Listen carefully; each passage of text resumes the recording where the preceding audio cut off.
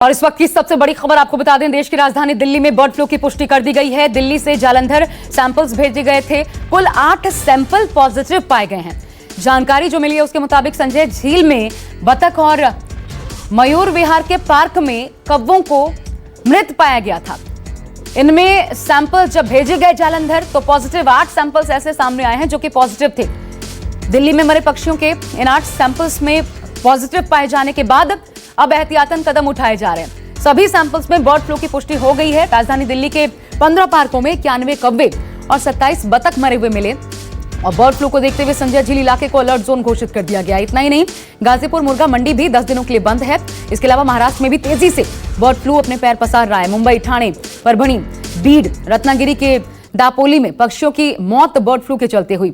अब देश के 9 राज्यों में बर्ड फ्लू फैल गया है। उत्तर प्रदेश, राजस्थान, मध्य प्रदेश, हिमाचल प्रदेश, हरियाणा, केरल, गुजरात, महाराष्ट्र और दिल्ली, कुल मिलाकर के 9 राज्य जहां पर बर्ड फ्लू का संक्रमण फैल चुका है।